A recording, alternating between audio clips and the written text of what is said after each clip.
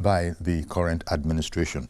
President Tinubu has said that this is an economic goal of his, and indeed there has been a lot of talk about, how are we going to achieve this, and tourism is certainly one of those areas that can be explored. Now, we have an expert in this connection, Dr.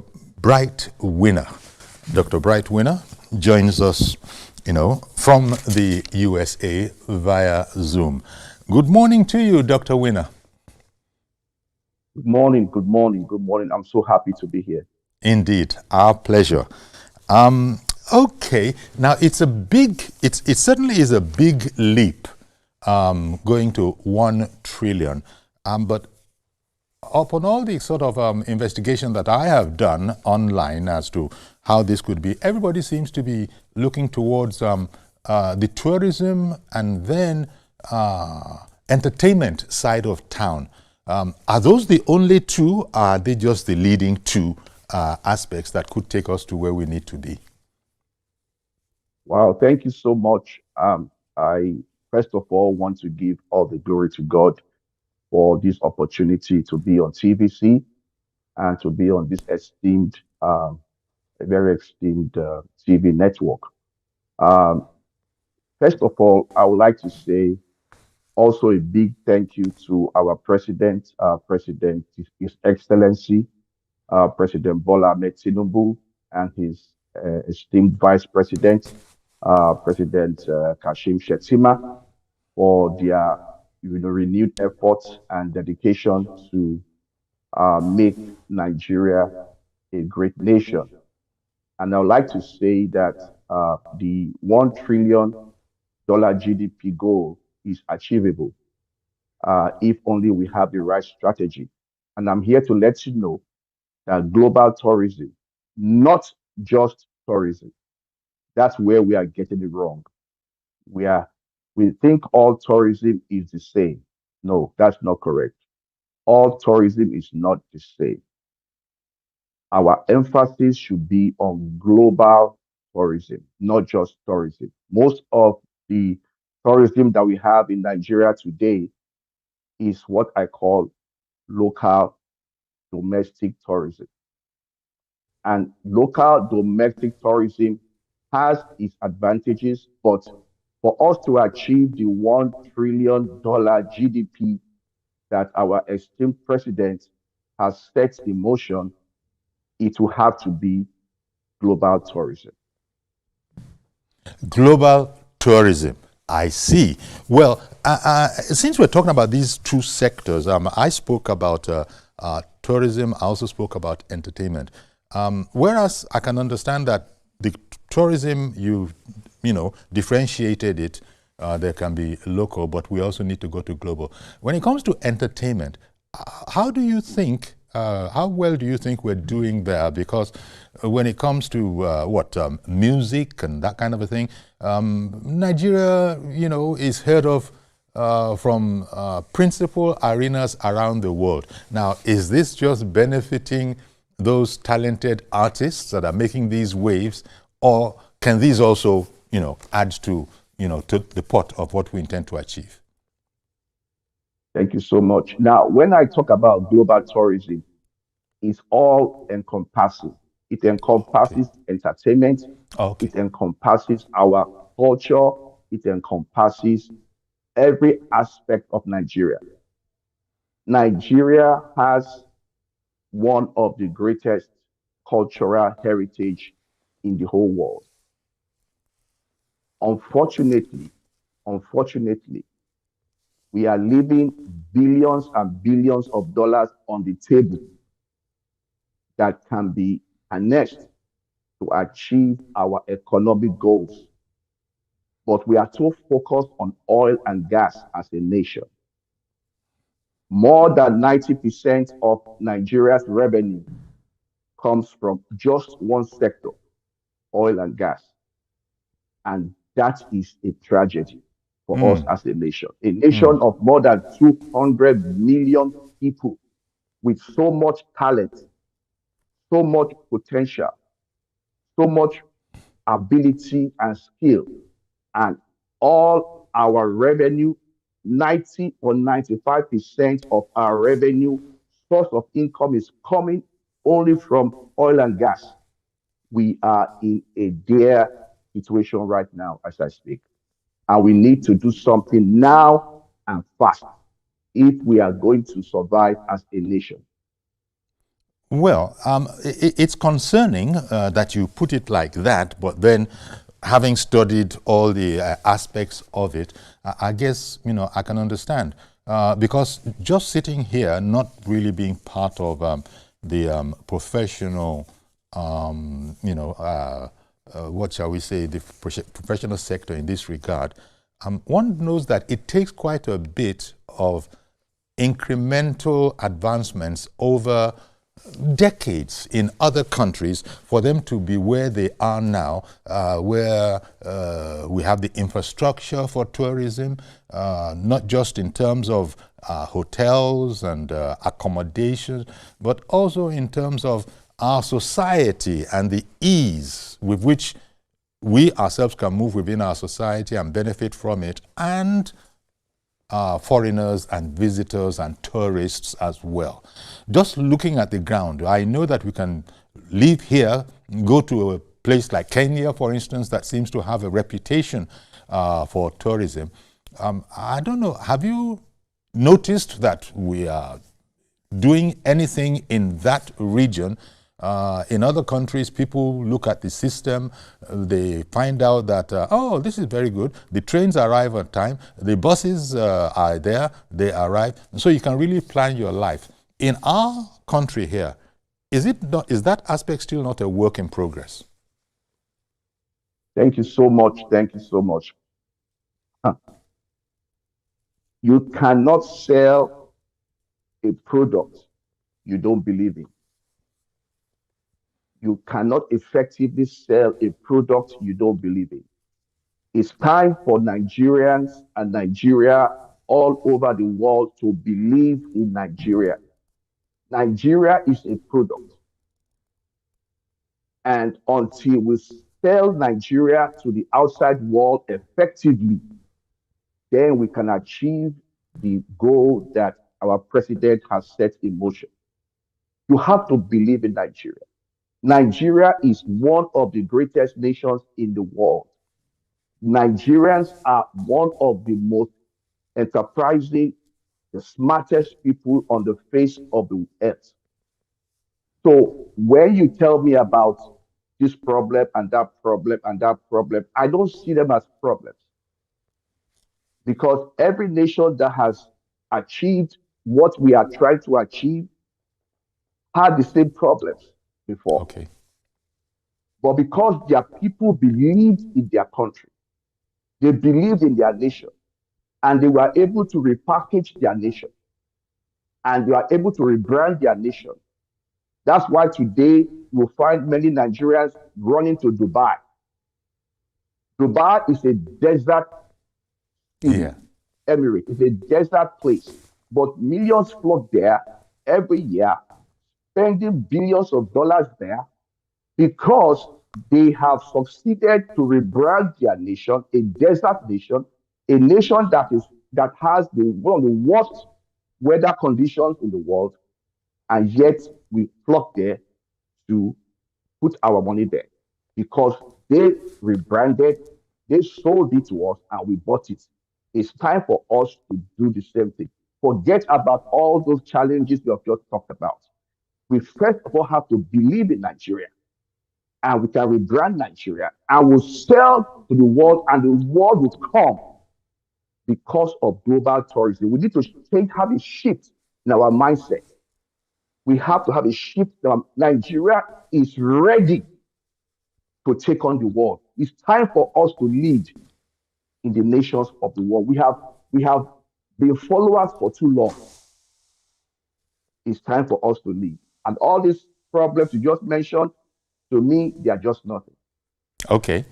Now, so what this says is that there's a great part that we the people actually have to play in all of this, especially that line where you're saying that we as owners of the country, we as Nigerians have to believe in the country and then project it. My mind immediately went to the National Orientation Agency, because it seems to me that you're talking about a renewed national orientation for every single person that makes up the country, every single person who is called a Nigerian and therefore makes up the country.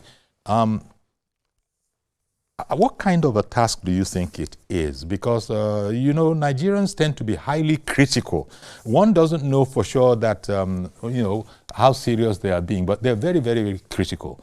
And in, you know, things where you would expect people to be positive-minded, it's a work in progress, you know, look at where those countries, just like you said, were, that you are comparing us with now, look at where they were 15, 20 years ago. People don't speak like that. So it seems to me that it's a danger, since it's a danger to our objective and our aim. As you said, we ourselves have to, you know, see our country first for the gem that it is, and only then can we realistically sell it to others. I don't know the last time you were home. Maybe you could use your experience of, you know, the ground here and, you know, the objective we are trying to achieve, to say how well we are doing in that regard. Let me say this to all the stakeholders out there in Nigeria and outside of Nigeria. Global tourism is the new oil and gas now. I repeat myself, global tourism is the new oil and gas. The return on investment in global tourism is enormous. We have to move away from oil and gas because we are leaving so much money on the table. We are leaving so much money on the table, and we are trying. We have no jobs. We have 600 and about almost 1 million graduates that we churn out every year from all our institutions in Nigeria. Where are the jobs? Where are the jobs for all these graduates? Where are the jobs? Everybody cannot work in Dangote refinery. Where are the jobs? Tell me. Or ministries. Or ministries. Where are the jobs? We are leaving too much on the table in the area of Nigeria has one of the best weathers in the world. We don't have all these sandstorms. We don't have all these hurricanes. We don't have all these earthquakes.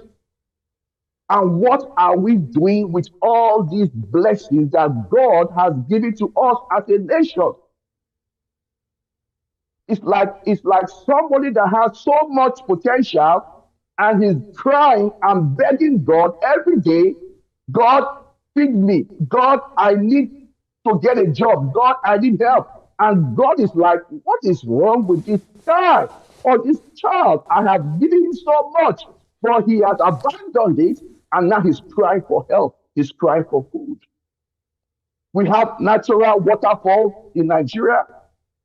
We have rocks, mountains, landscapes, weather. We have beaches. We have rivers. We have all these things. This is the new oil that we are abandoning in Nigeria. And it's very sad that it's time for the stakeholders to wake up and tap into this. Look at America today.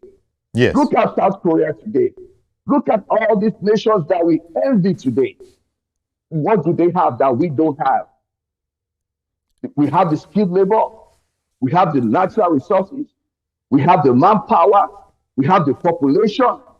Then what else are we waiting for? What else do we want God to do for us that He has not done for us? Yeah, I hear you, and these are indeed intriguing questions that you are putting forward. But you say, what do we have? What else do we have? What else do we want? You're talking about the leisure industry. Perhaps Nigeria don't have that sense of leisure that is held importantly in the West. I don't know, because I'm harking back to what you said about you can't sell what you don't believe in. You can't sell what you don't know well, love, and believe in to sell to some other people. Now, this whole leisure business, has it been so tough for Nigerians that they can't even, at the moment where we're standing now, begin to think of leisure, money for leisure? Because it is only after I have, fed myself, housed myself properly, that I can begin to think of, you know what, I think I need to take time off, rejuvenate, and then come back. Is that, let me just ask you the question, is it an alien concept? If you were to give the average Nigerian money for leisure right now, say, look, you've earned it, is he not going to, not spend it on leisure, but spending on something else that he feels is lacking in his situation? So I'm just asking that against, you probably know also of the Nigerian Orientation Agency. It is felt that they hold a very big responsibility in the kind of thing that you're talking about. Thank you so much. Now, you seem to be getting it wrong. Okay. Because we are talking about creating jobs. Because what's the problem of the youth in Nigeria? We are not engaging the youth in Nigeria effectively. We are not engaging them. How do we engage them? Yeah. We have to create projects, experiences that will attract global visitors to Nigeria. They'll come with their dollars. They come with their pounds. They come with their yen. They come with their foreign currency. And this is what we need. We don't need more IMF loans. We don't need more World Bank loans to survive as a nation. We have the new oil all around us in the north, in the south, in the east, in the west. We have the new oil. The global visitors are looking for new frontiers to go and spend their money. They have been to Dubai, they are tired of Dubai. They have been to Singapore, they are tired of Singapore. They've been to every tourist place that you can think of. And they are looking for where else can they go to spend this money they have earned in their nation. So we have to make ourselves attractive. We have to make ourselves attractive because this is the money that we are lacking. This is the money that we are leaving on the table that should come and develop our nation and create jobs for our youth and expand our economy. That's what we are talking about. Not about you going and spending money somewhere else.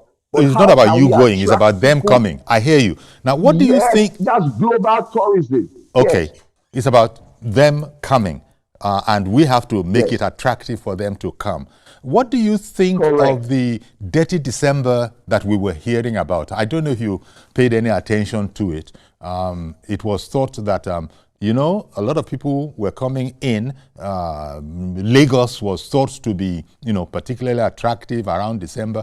Speak to me about what you thought of that particular effort and how did that come about, if you have any idea, when many people didn't understand about dirty December. Thank you so much. Thank you. So these are the ideas we are talking about. We have to make Nigeria attractive to draw in visitors. Let me give you an example. The UAE, where Dubai is one of the Emirates, in 2023, this is a country that is less than 11 million people. Okay. In 2023, they attracted about 17.5 million visitors to the nation. 17.5 million in just 1 year. Now, guess how much? Can you imagine the kind of money they spent in that country? In the same year, 2023, Nigeria, a nation of more than 200 million people, only attracted 1.2 million visitors into the nation. Pretty different. A nation that just has less than 11 million attracted 17.5 billion people. And a nation, better weather, better natural resources, better everything, attracted only 1.2 million. Can you see how much money we are leaving on the table? This is how we can achieve His Excellency President Bola Ahmed Tinubu's goal to achieve that $1 trillion GDP. We have to tap into what is being abandoned. Also, the Dubai airport, just one airport in that country, saw 87 million visitors coming through the airport in that same year. Just one airport, 87 million visitors. So when I say global tourism, I'm talking about creating, you see, let me say one more thing. You cannot attract global tourism with outdated ideas. Okay. Dirty tourism is one of the innovative ideas which I really, really support. And that is just scratching the surface. Outdated ideas that we are spending money on will not bring global tourism.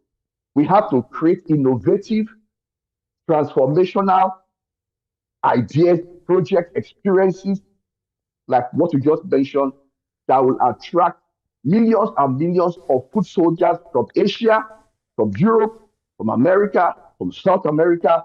Then the foreign exchange that they will bring into the nation will help us achieve the goal we are talking about today.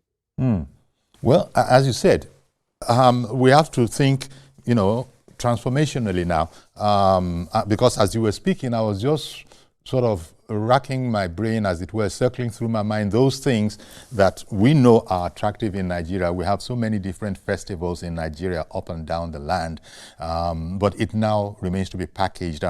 Look how Brazil, for instance, what's that annual dance festival that they have? That's a big deal. All sorts of artistic creative endeavors. It's their culture, and they seem to have marketed it, but it seems to me that they love themselves. I go back to something else you said. They love themselves, and therefore they believe in themselves. They know that this is their culture. They know it's good, it's pretty, and I don't know. Maybe there's some people doing strategic thinking behind this, behind the scenes. The world moves to Brazil in its season, just as you have said. So that's the kind of thing that you said Nigeria should be really working at, so that the world moves to Nigeria in the season. It might be the Osun Osogbo festival, it might be some Durbar somewhere up north. Whatever it is, we are the people that have to package it, and we have to begin to think in these terms, not just direct what is it, the expression? Seeking foreign direct investment. Yes, that's good on business, but on the tourism angle, this global tourism angle, that has to be figured out too. And it seems to me that you think that a lot of the ideas that we are, working with now might not be, modern kind of ideas. They might be ideas that have maybe not worked so well in the past. And so how are we going to keep on applying those kind of attitudes or efforts and expect anything different? So it seems to me that you are saying that, look, if we want to call it by its name, that whole sector needs an upheaval, a positive upheaval, so that the world knows that, did you hear about Nigeria? Why don't we include Nigeria on our itinerary this time around? Is that the kind of way you're thinking about it? Yes. And I'm not just talking about it, I'm also taking a lead in this aspect. Because partners and I, you are a visionary entrepreneur. That's what I didn't get to say at the top. You're a visionary entrepreneur. So that will explain some of the ideas that you are discussing with us here, you need a vision to achieve, this target of Mr. President. That seems to be, it's one thing to say this is the objective, but then where's the vision to achieve it? That seems to me to be a key thing to look at. And it seems to me that you're going to require perhaps, I don't know, younger people, because arguably those who have been there, those that have been there for quite a while, they're doing it their way, and it might not be the way that modern, the whole modern situation requires. So this is like sounding a note of concern that we need to change our thinking if we are going to obtain the objective we have set our sights on. Thank you so much. Well, we all have to band together to achieve this. We are in this, there's an urgency in Nigeria right now that we need to act now. We need to act now and fast. My partners and I, we are coming up with some laudable, innovative 21st century ideas for Nigeria. Okay. That will attract between 3 to 5 million foreign visitors every year into Nigeria. Well, this will transform, this will create billions of jobs directly and indirectly. This will give our youths a lot of job opportunities in terms of good jobs, not just any job. Mm-hmm. This will bring foreign exchange into the nation. I can't disclose those projects right now. Okay. But in the fullness of time. I want to in the fullness of time, you'll get to know. But it's something that will put Nigeria on the global map of tourism. Indeed. My goal and the goal of my partners is that Nigeria will not just be the giant of Africa, but Nigeria will be one of the most visited nations on the earth because we have what it takes. And when we achieve, and this will not take more than 5 years to achieve if we can get it right. It's not something that will take 20 years. All right. It's not. All right. Because we have learned, and we can learn from other nations that have done it. Just because my grandfather spent 20 years to achieve something does not mean I should now spend 20 years to achieve the same thing. I hear you. Well, Dr. Bright Winner, I thank you very much for speaking with us this morning. Dr. Bright Winner is a visionary entrepreneur, and he's also a global tourism pioneer. And what pioneers do is that they break new ground. They go where people haven't gone before. And well, he said he's not really able to discuss some of those things with us, but it sounds exciting. So we'll wait. In the fullness of time, we'll first of all maybe see these things and then begin to hear about them. Thank you very much, Dr. Bright Winner. Thank you so much for having me. Indeed, our pleasure. Okay, stay with us, please. We'll take a break. We'll be right back, and then we'll look at another subject matter, this time politics.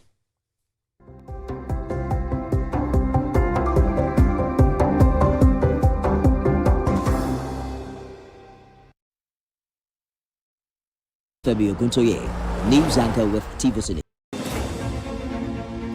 Meet Benga Oreshegun, a fearless voice and an advocate for the truth.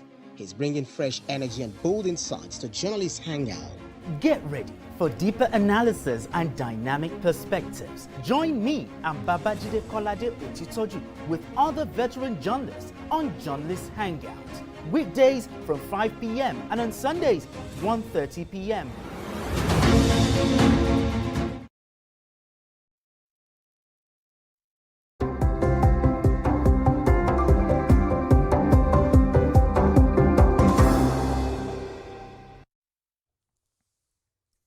Okay, welcome back, and let's take another look. Let's take a look at the political landscape. Yeah, I guess that's the best way to put it. The political landscape, 2027, and the realignment of opposition forces. Of course, this whole story started when former governor of Kaduna State, Nasir El-Rufai, abandoned his party. I think he was a foundation member of the APC, but he's moved on, citing, among other reasons, that the party has departed from what he knew as its main, philosophy and orientation.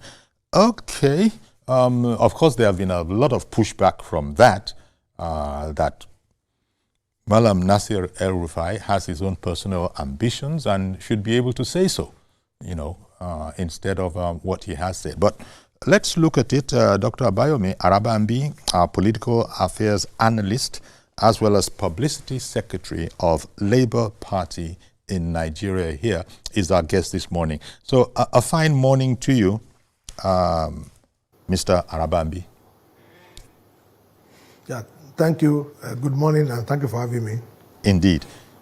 Now, before we even begin, I think we need to sort of say that the political, even though the Tinubu administration is just over halfway into its first term, of recent, there have been all sorts of, broadcasts. And when I say broadcast, I mean sometimes you put it on, there are posters all over the place, making it seem as if the presidency or, the ruling party has started its campaigns early. And they have gone to great lengths to say that, look, they might be appreciative of people who consider themselves supporters, but they have no knowledge whatsoever of all these moves, and indeed are discouraging people from continuing in that light because it could be against the law. Until INEC blows the whistle, so to speak, and says that the campaign season is open, people shouldn't be doing what they're doing, no matter how much they support their candidate, who just might happen to be the president of the federation. Let me get your thoughts on that particular aspect. People, as it were, jumping the gun, to use the metaphor of sports. What are your thoughts in this area? Well, it's part of the, political rap matters, that we are used to in Nigeria, or, political hierarchy, which is synonymous with most political class. It's not a new thing, in as much as it is not the city president who gave anybody the audacity, the right to go and be erecting the billboard of 2027, even when INEC has not, blow the whistle for the march to start. I know electorate is very clear about that. Campaign and every process of 2027 election will start a year. So we are expecting it in February next year before, INEC is going to ring the bell for everybody to get started. I don't see anything much in that. They love their candidate, they love their president, and I understood the president through Bayo Onanuga has issued a directive that nobody should, be doing that anymore until when the proper time, has come. But even the president that did it, he didn't. I think over seriousness. I'm not going to blame him. When you love somebody, you can go at any time, to propagate, the person. But be that is me, the law will not affect the APC.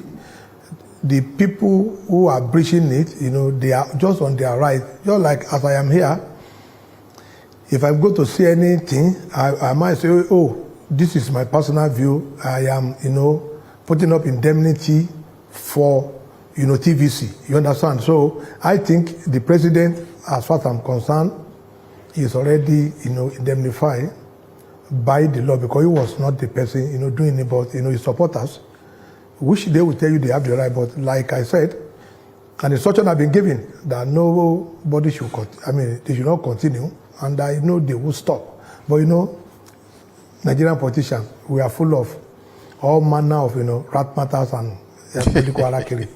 It's something that we wake up and sleep with. It's just normal among our people. Okay. So Nigerians, we need to know ourselves, and as you just said, understand that everybody has made themselves clear on this matter. The party has said that stop this, please. The president, through his spokespeople, have said, please stop this. It's not yet time. But let's now look at the realignment of opposition forces. When it started, when this whole story started, Nasir El-Rufai, I think it was, who sort of started it by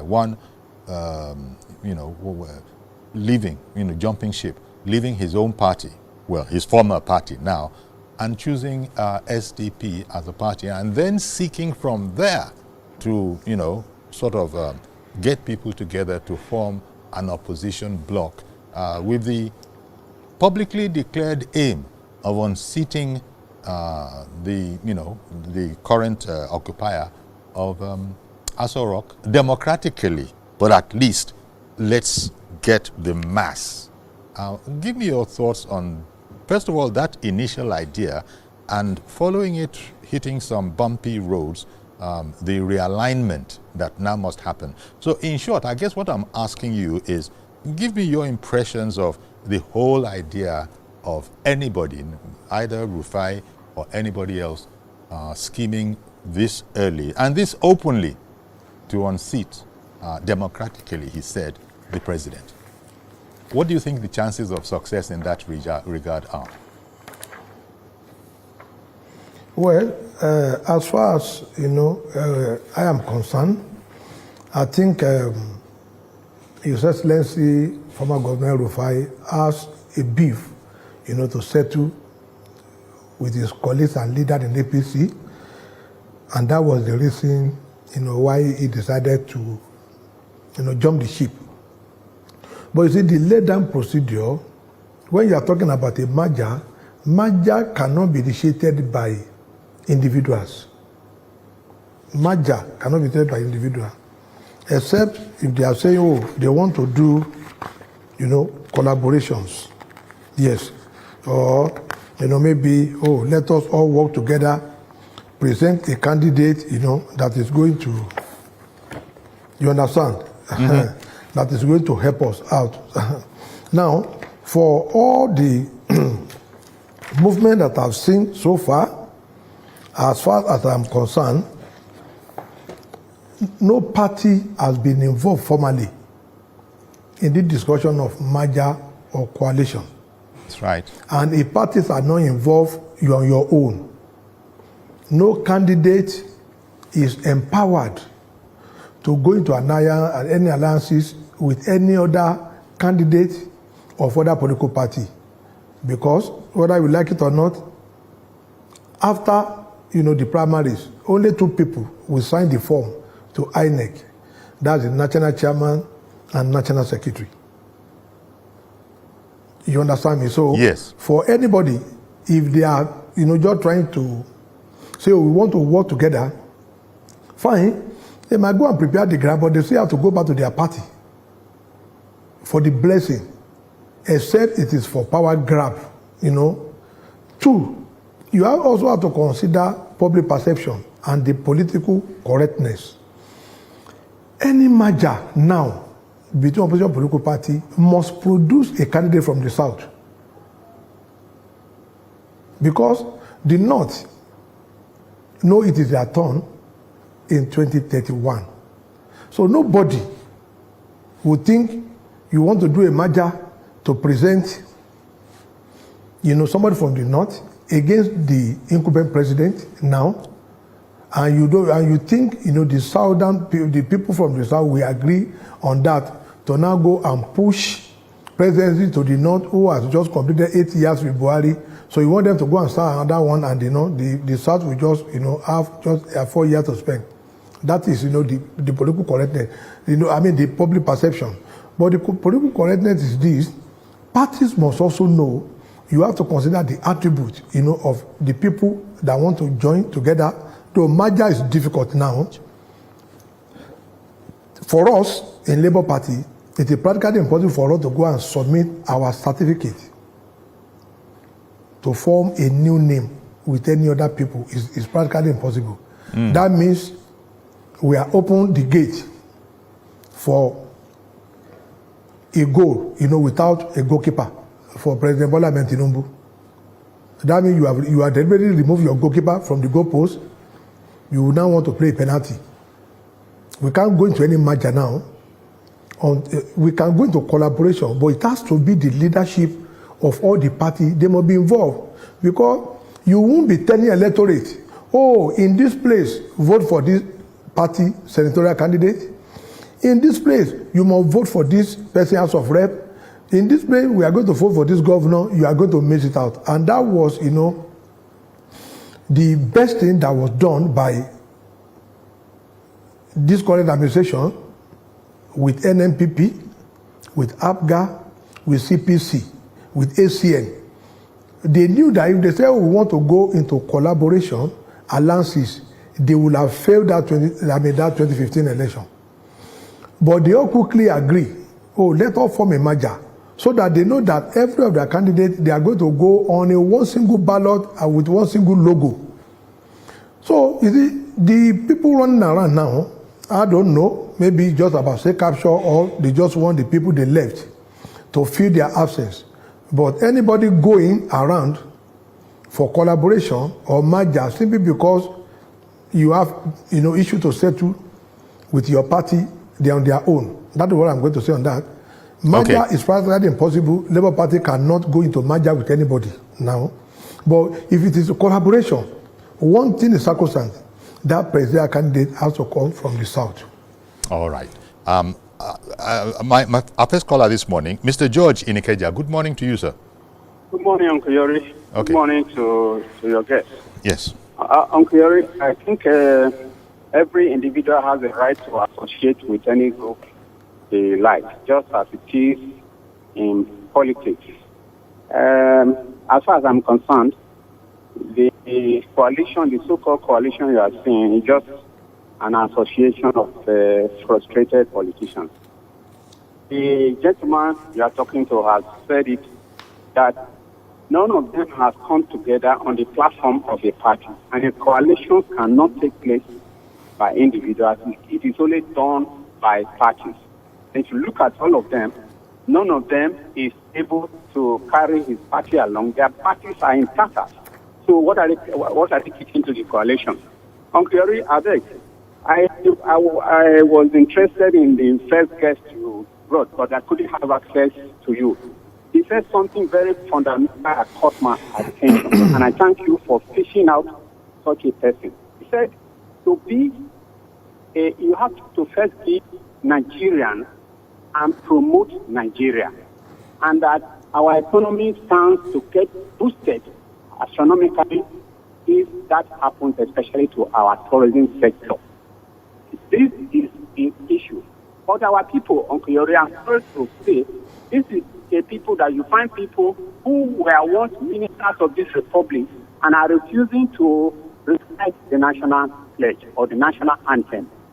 These are people that somebody who is trying to become the president of this country goes to another country, sets on an online newspaper only to disparage our country. Yet, he wants to become president of that country. So we have to be Nigerian first.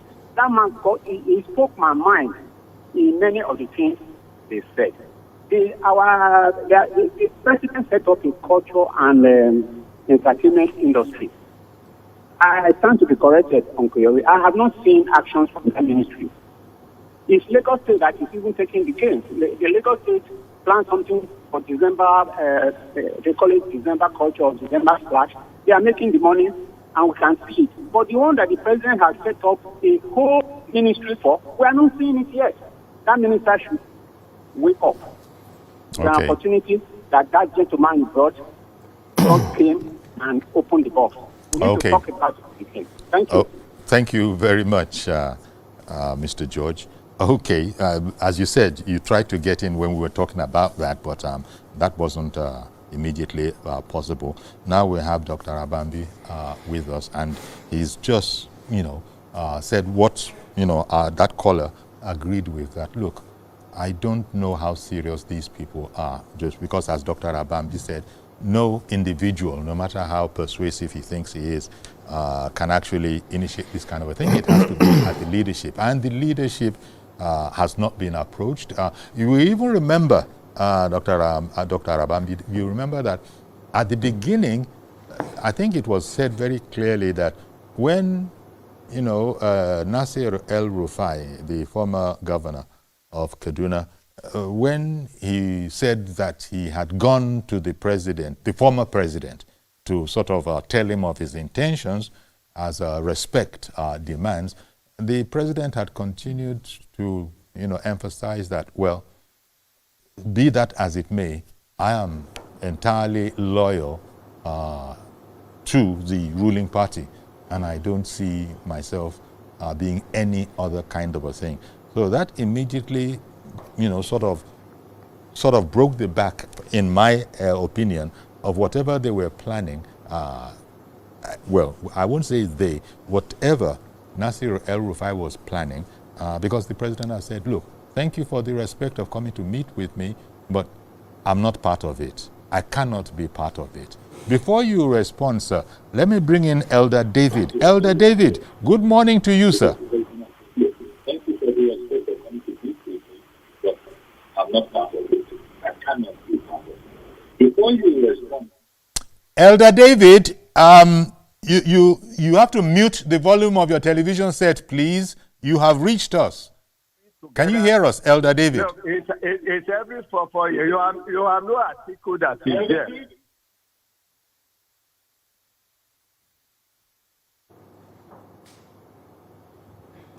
We lost Elder David, but Elder David, he's been calling in for a while, and he knows that he can't listen to himself and our program on the television while calling in. But let me quickly use that opportunity to come back to you, Dr. Abambi.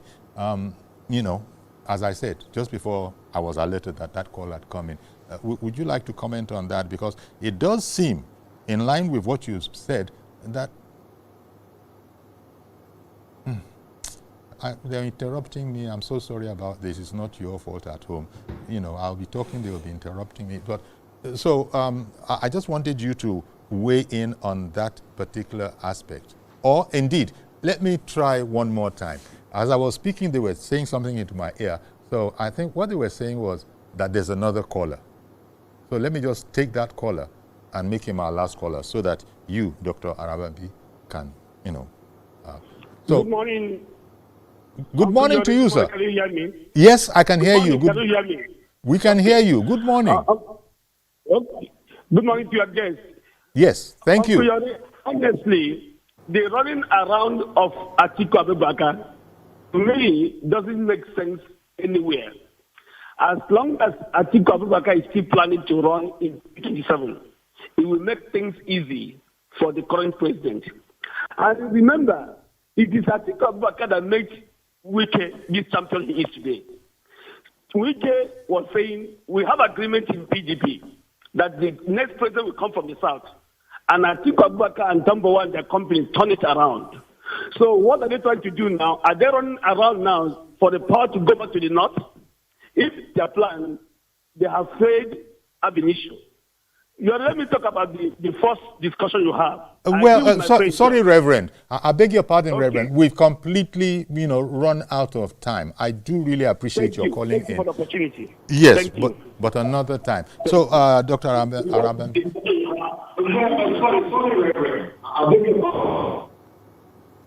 Dr. Arabambi, please go ahead now.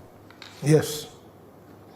Well, just like I was saying, I was just trying to prove, my earlier assertion that anybody just running around in their individual capacity as candidate or former candidate or maybe cheating on the party is not going to work regarding, merger. Now, Section 81 of the Electoral Act 2022 as amended says, any two or more political party may merge on the approval of the Commission following a formal request presented to the Commission by the political parties. Political parties intending to merge shall give the Commission 9 months notice of their intention to do so. 9 months. Now, 81.3 said, the written request of the merger shall be sent to the chairman of the commission and shall be signed by jointly signed by 1 national chairman, 2 national secretary, and 3 national treasurer. So you can see where I was going. Shall be signed was what, Electoral Act 2020 as amended, 81 sub 3 said the written request shall be signed. That is, you don't have any other option other than it is compulsory. So you can see now that it is only a party that can approve merger. Even the former one of coalition, it is only the political party that will approve it, because if you come together in form of coalition, it is going to have, assemblage of merger, because all of you have to present a common candidate. Yes. Whether like it or not, you have to run under one political party. But if you now choose to scatter yourself, in this one vote for this one, in this rep, you are only in the Senate, in the rep, in the governorship, in the assembly, that means everybody will just be, disturbing themselves. So I would want to advise, it is their right to say they want to go and do collaboration, but all of them have to go back to their party, yes, to see the blessing, of their party. And you can see what is happening in SDP. Oluwagunloye has gone to court, to challenge, El-Rufai about, an arch to remove him as national secretary. They want to make him a sacrificial lamb. These are some of the things you encounter when you have most of the people out of frustration, or probably because they have issues in their former party. Yes. You just jump to a party and you now say, oh, I want to grab. Oh, chairman, give me this, give me women leader, give me this, give me that. No, the people there are not your subordinates. You don't just ask people to leave. They will go to court, and at the end of the day, your mission of, collaborating with that party, will be dead on arrival, because it will be litigation between now and 2027. And I think you've indicated very, very clearly that, as speaking as publicity secretary for Labour Party also doesn't necessarily have its doors open yet, because the right channels have not been followed. No, Labour Party is not involved presently. Yeah, but we have a lot of our members running around to say, oh, want to do merger, want to do collaboration. But I'm saying it that it is not, the decision of the party, because I have not seen the chairman of the party or the national secretary of the party saying, oh, we are going to go into merger, until when you hear such an announcement from the leadership of the party. That is when you will know that, oh, the party is now fully ready. But as I speak today, the chairman, the leadership of the Labour Party has not, endorsed any coalition or merger into any political party. They have not. We're going to have to leave it there. But I want to thank you, Dr. Abayomi Arabambi, for coming on our program this morning and, giving us your perspective on the whole matter about 2027 and the realignment of opposition forces. Thank you for making yourself available to us. Yeah, okay, thank you very much, sir. Our pleasure. So that's our program today. Do please join us tomorrow for a fresh edition. I am Iyori Folarin. Bye-bye for now.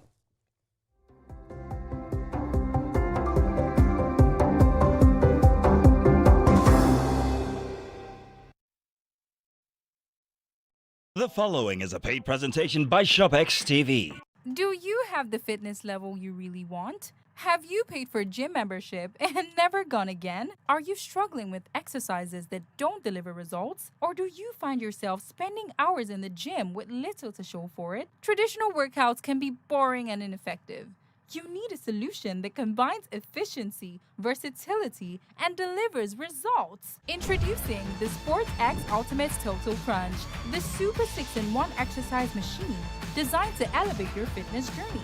Say goodbye to ineffective routines and hello to a workout that really works. With the SportsX Ultimate Total Crunch cutting-edge technology, you can change your body in just 15 minutes a day. Its enhanced features delivers a full-body workout that's efficient, effective, and enjoyable.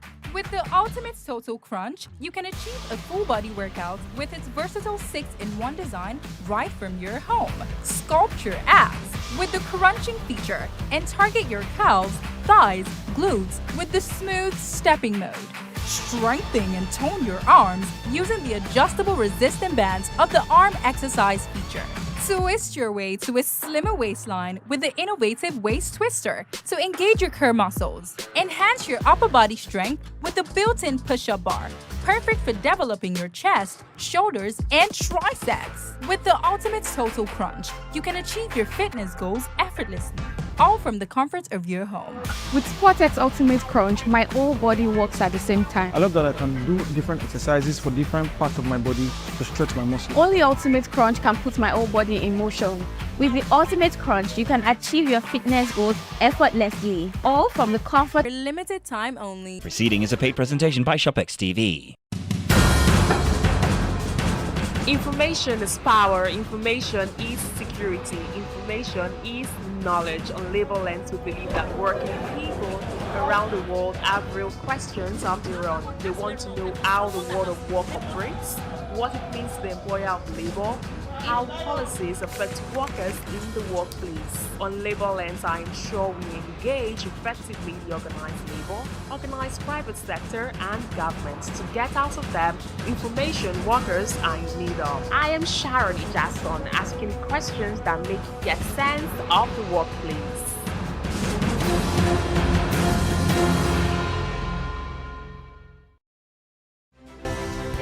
At TVC News, wherever the big news story is happening, we're geared up to break it. TVC News, first with breaking news.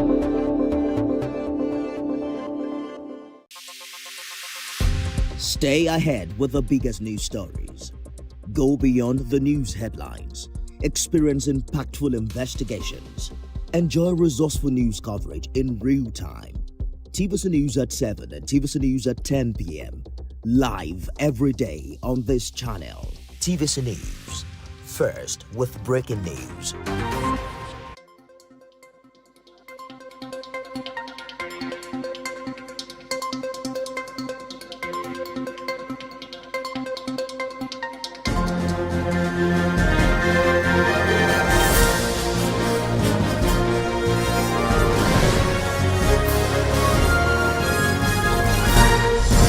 Hello, welcome to TVC Media News. We're monitoring developments in Plateau State where suspected militiamen have attacked Zika Kimakwa community in the Bassa local government area, killing about 45 persons, including women and children.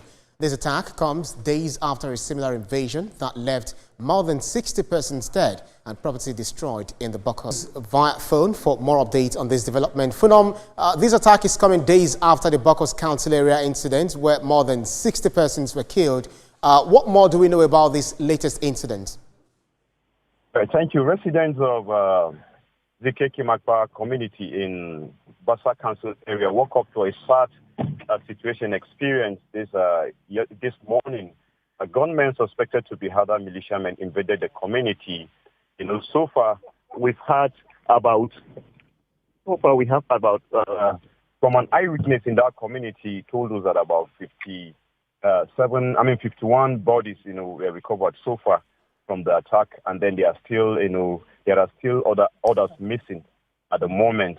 This thing is coming barely just 1 week. Yesterday, Sunday precisely, the National Security Advisor, visited Plateau State following the killing in Bokos. And then the assurance he gave that this might be the last, to experience in the state. But then we are seeing this one barely, 1 week. Happening in this community. So This is the situation so far at Kimakwa village. Well, but then talk to us about the current security presence in the area. Have any measures been taken since the incident? Yes, we are heading to the community so far, and we've seen serious deployment of military vehicles, passing us and heading to that community. And then also from the eyewitness and my source in that community, there is a deployment of security operatives from the Special Task Force, the police, and the joint military task force deployed to that environment at the moment, and they're going within the bushy areas to see if they can find the perpetrators. As well, they are doing their duty there, but then there's a security deployment in that area since midnight of yesterday. Right. What we're seeing this morning. But very quickly, how are the survivors and the wider community coping in the aftermath of this tragedy? And what are the most important thing or the kind of support, talk about medical, humanitarian, etc., do you think the community urgently need as we speak? Yes, we have seen there is a call that, it's going at the moment for people to go to the hospital, some of these facilities where some of the survivors are currently receiving medical treatment. There is call from residents within the town to help those who donate blood and other support to help them there at the moment. But some of the victims have been taken to various hospitals within the town, and then people have been appealed to go there and donate blood. Absolutely. TVC News, Phenom Joshua, live for us there from Plateau State. Keep close tabs on this for us. We'll definitely get back to you as soon as information continues to emerge. Thank you, Phenom. Now let's move on to River State, where women in Port Harcourt held a rally earlier today in support of state of emergency in the state. Today's protest comes few days after a protest by another group of women who are demanding that the emergency rule be called off and Governor Siminalayi Fubara reinstated. President Bola Tinubu declared a state of emergency in River State on 18th of March and suspended Governor Fubara and his deputy over the political situation there. Former Chief of Naval Staff, retired Vice Admiral Ibokete Ibas, was then appointed as the sole administrator for 6 months.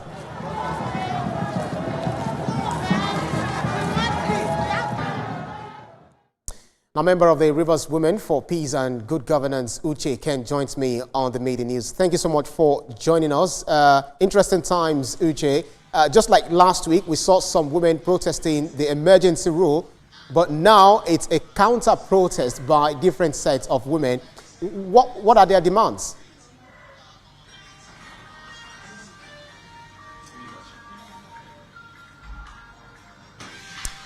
Right.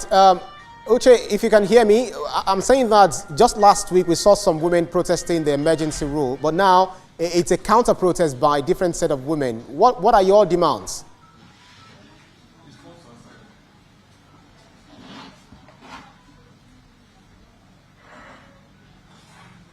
All right, let me confirm if you can hear me, Mrs. Uche. I'm trying to find out what your demands are, talking about this protest. This is following another protest that we had just a few days ago.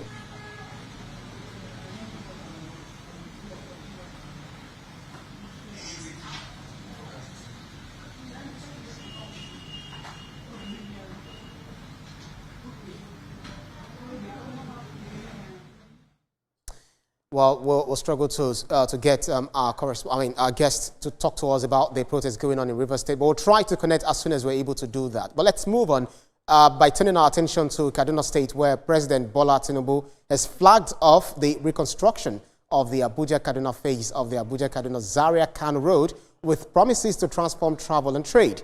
President Tinubu was represented by Governor of Kaduna State, Uba Sani. Senior reporter Lupe Asom has the story. Kaduna State Governor Uba Sani is standing in for President Bola Tinubu to flag off the next phase of construction for the 375-kilometer Abuja-Kaduna-Zaria to Kano Road. Often called Nigeria's second busiest highway, this critical artery connects the capital to the north, and its upgrade has been long awaited.